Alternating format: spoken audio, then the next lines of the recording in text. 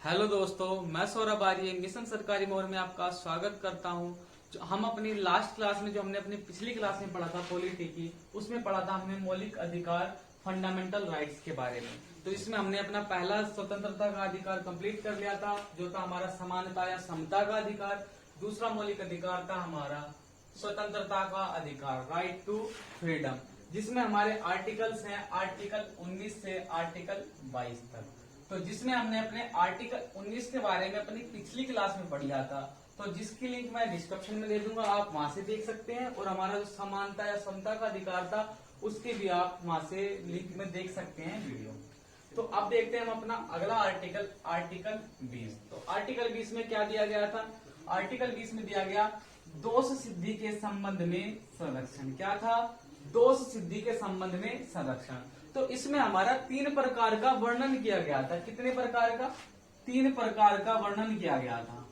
क्या था? अब वो देखते हैं। तो सबसे पहले हमारा इसमें दिया गया था एक अपराध के लिए केवल एक बार सजा।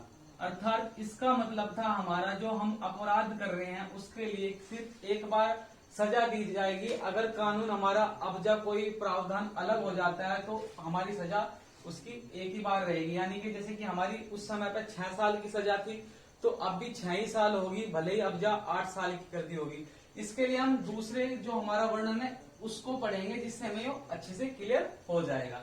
दूसरा था हमारा अपराध करने के दौरान जो कानून है उसी के तहत सजा। तो इसका हमारा मतलब था कि जैसे हमारा 2018 में कोई चोरी की किसी ने, तो चोरी के लिए 6 माह की सजा थी। कितनी? 6 माह की सजा। लेकिन जब 6 माह 2018 को मुकदमा दर्ज हुआ और उसने अपराध किया 2018 में, और उसका मुकदमे का नतीजा आया हमारा 2020 में। जिस समय इसमें प्रावधान कर कुछ चेंज कर इस सजा को 6 माह के स्थान पर एक वर्ष कर दिया गया। क्या कर दिया गया? 1 वर्ष। अर्थात 2018 तक तो किसी चोरी के लिए सजा 6 महीने थी, लेकिन 2020 से नया रूल लागू हो गया, उसमें उसके लिए 1 वर्ष तक की सजा थी। कितनी? 1 वर्ष की सजा। लेकिन यहाँ पे इस रूल के द्वारा हमारे बताया गया कि अपराध करने के दौरान जो कानून है उसी के तहत सजा। अर्थात 2018 में जब उसने अपराध किया था उसी के समय 6 माह सजा थी, तो उसे 6 माह की सजा होगी, न कि वर्तमान में जब उसका हमारा निर्णय आया 1 वर्ष कर दी गई तो उस 1 वर्ष की सजा नहीं होगी। यही बात इन्होंने हमारे पहले में बताई गई है कि एक अपराध के लिए केवल 1 बार सजा। इसी तरह इसमें बताया गया है कि मान लिया 6 माह सजा होगी, लेकिन बाद में 1 वर्ष कर दी गई तो दोबारा सजा 6 महीने कर दी, ऐसे नहीं होगा। सिर्फ 6 महीने की सजा एक ही बार वो करेगा।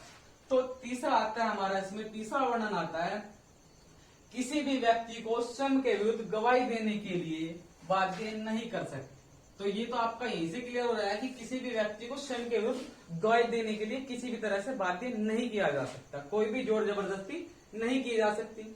इसके बाद देखते हैं हम अपना अगला आर्टिकल, आर्टिकल 21।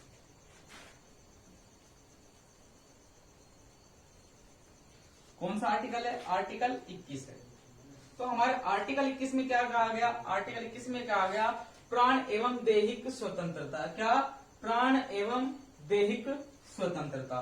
तो इसका मतलब ये हुआ हमारा जो हमारा विधि द्वारा स्थापित प्रक्रिया है उसके अतिरिक्त उसके जीवन व व्यक्तिगत स्वतंत्रता के आधार से वंचित नहीं किया जा सकता। अर्थात किसी भी व्यक्ति को विधि के अलावा, विधि द्वारा जो प्रक्रिया स्थापित है उसके अलावा किसी भी उसके जीवन या व्यक्तिगत स्वतंत्रता के आधार से वंचित नहीं किया जा सकता।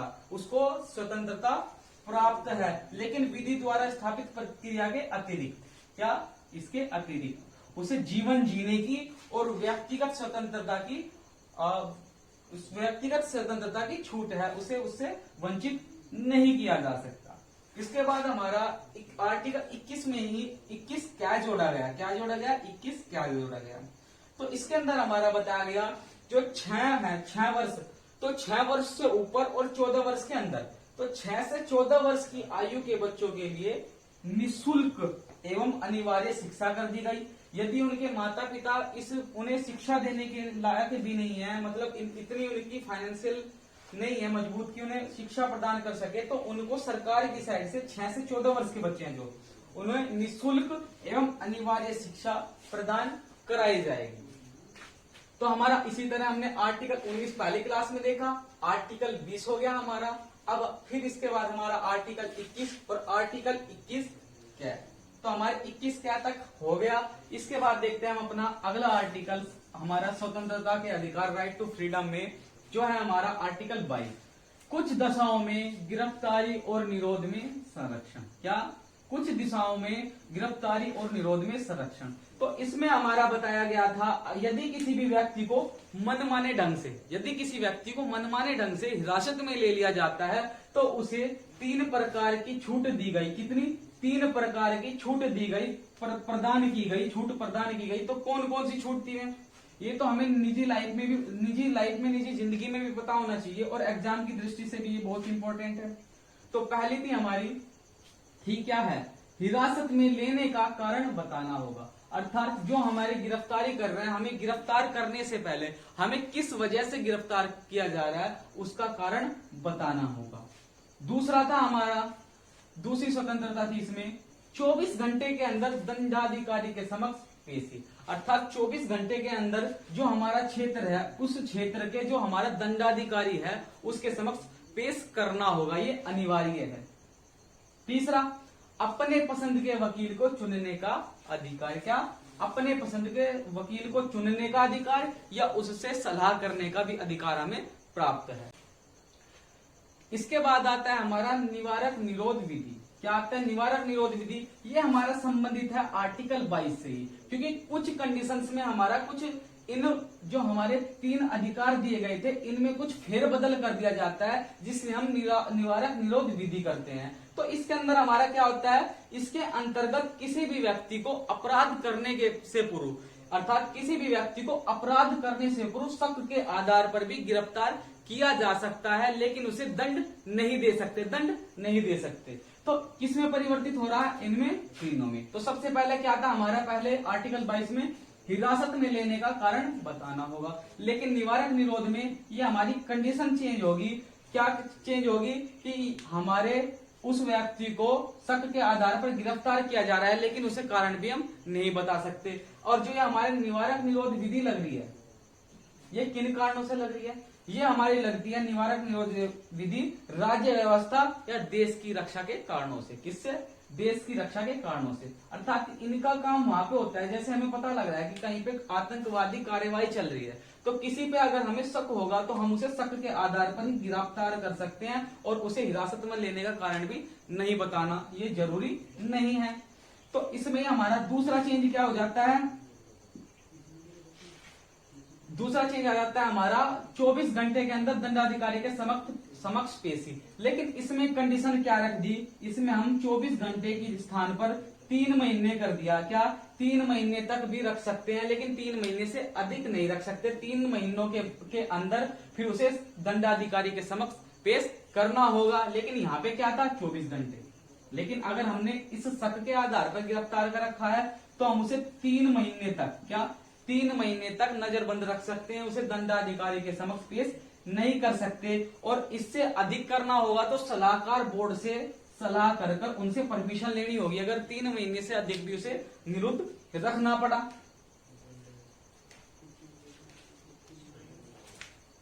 इसके बाद हमारा क्या है, अपने पसंद के वकील को चुनने का अधिकार। तो इसमें भी, इस कंडीशन में भी उन्हें एक सरकारी वकील दे दिया जाता है और उनपे अलग से कार्यवाही की जाती है। तो निवारक निरोध विधि में हमारा यही आता है और हमारा निवारक निरोध विधि आर्टिकल 22 का ही एक पार्ट है, जिसमें हमारा देश की रक्षा के लिए कुछ बदलाव किए गए हैं।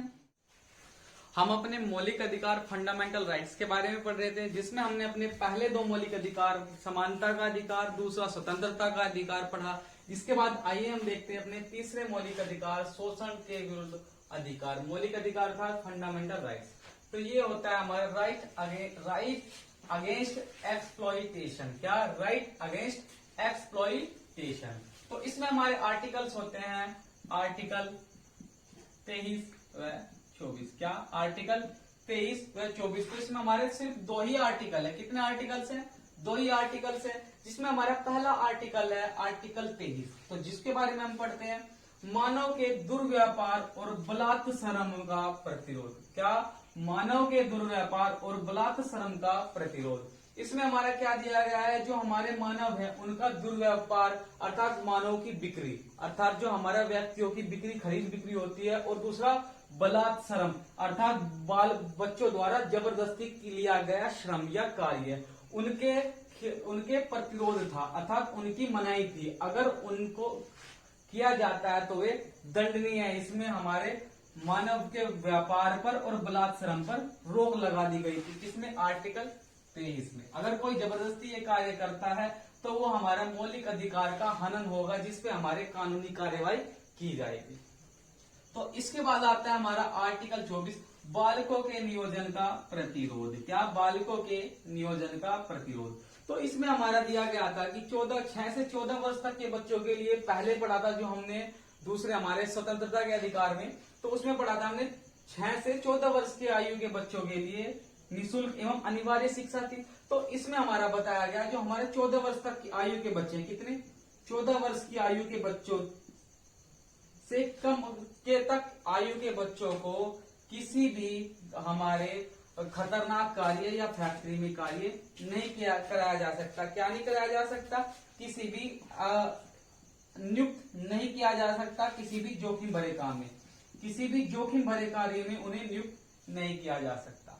तो इसके बाद आता है हमारा मौलिक अधिकार, फंडामेंटल राइट्स का चौथा भाग, वो है हमारा धार्मिक स्वतंत्रता का अधिकार। कौन सा? धार्मिक स्वतंत्रता का अधिकार, फ्रीडम ऑफ रिलीजन, जो हमारा है आर्टिकल 25 से आर्टिकल 28 तक। कब तक है? आर्टिकल 25 से आर्टिकल 28 तक, जिसमें हम अपना पहला आर्टिकल देखते हैं, आर्टिकल 25।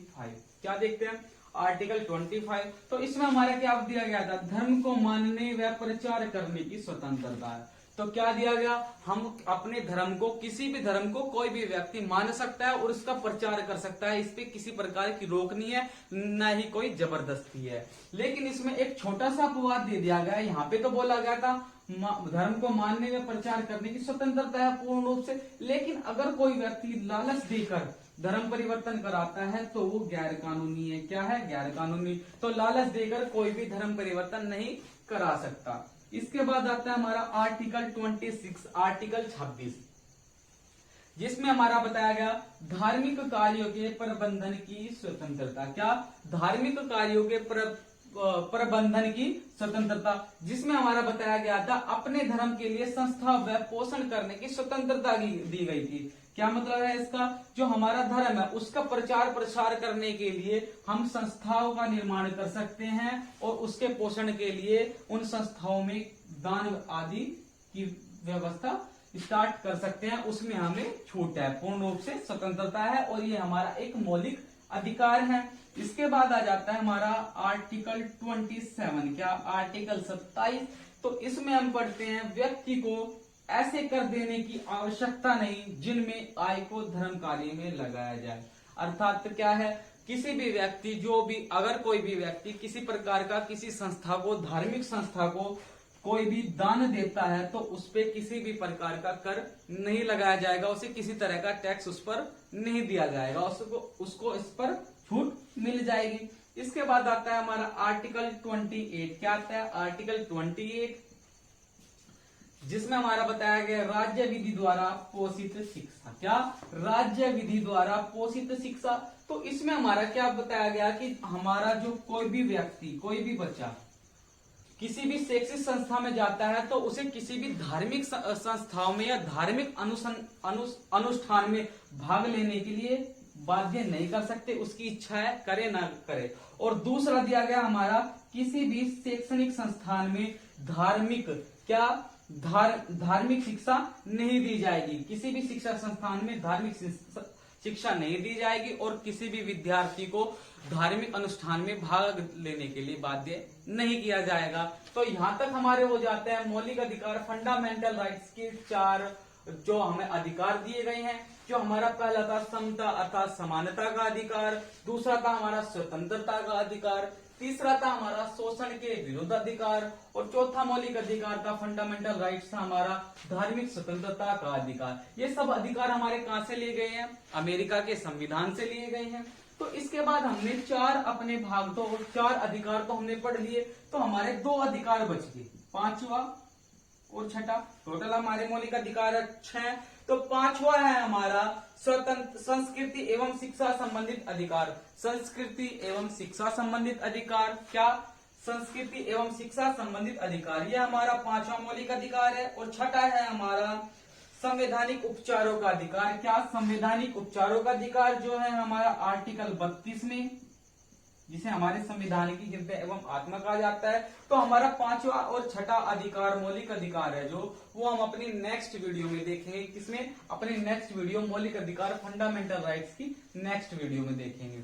तो मैं आपको एक बार रिपीट करा देता हूं जो हमने अब तक पढ़ाया है पॉलिटी में। तो ये हमारा बहुत ही ज्यादा इंपॉर्टेंट है एग्जाम की दृष्टि से और अपने नॉर्मल लाइफ में भी। तो इसका आप सभी होम में अपने आप हैंड राइटिंग में, खुद के हैंड राइटिंग में, बुक्स पे निर्भर न होके खुद इनके नोट्स बनाए, खुद तैयार किए, जिससे आपको सरलता हो उन्हें पढ़ने में और एग्जाम टाइम में याद रखने में। तो आज की क्लास में इतना ही। अगर आपको ये वीडियो पसंद आई हो तो वीडियो को लाइक, शेयर एंड चैनल को सब्सक्राइब करें।